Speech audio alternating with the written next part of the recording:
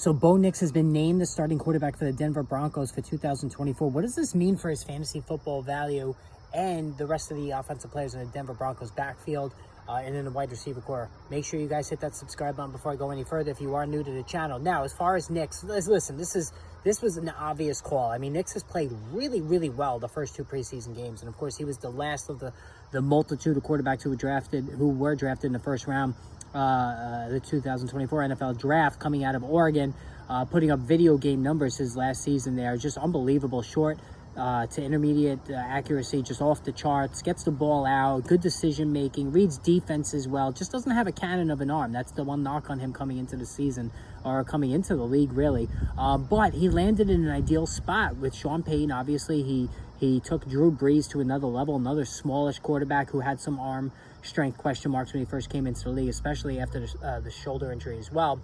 And we all know how that turned out. Now, I'm not suggesting Bo Nix is going to be Drew Brees or any facsimile close to that. But, again, he looked really good in the preseason. When you see rookie quarterback, decisive, gets the ball out with good accuracy. I mean, he was hitting everything in that last game for the Broncos. Looked really, really sharp. Like, this is an intriguing situation. You know, Denver Broncos may not be a dumpster fire on offense after all. Now, single quarterback leagues, he's just a backup at best, right? I mean, there is some underrated running ability. You know, he's not a zero in that department. Think of it like a Justin Herbert, a guy who can pick up like 150 to 200 yards on the ground without blowing it out of the water. You're not really drafting him for that aspect of it. Whatever he does there is going to be a bonus. But this does boost the value, in my opinion, especially for me, Javonte Williams. I think Javonte Williams is a really good receiver out of the backfield. As much as he struggled last year running the football, he's another year further away from the devastating knee injury. He's looked quicker this preseason. Anybody that's seen him run, he looks quicker, more decisive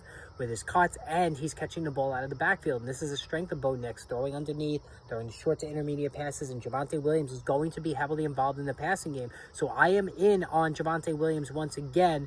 Obviously last year was a disappointment, but we should have known that coming off that knee injury, and that's why, you know, this season you don't expect a lot of Nick Chubb. But again, he looks fresh. He looks good. He's catching the ball out of the backfield. Now, as far as the receivers on the Denver Broncos, I mean, you know, Courtland Sutton is what he is. He's going to catch some touchdowns.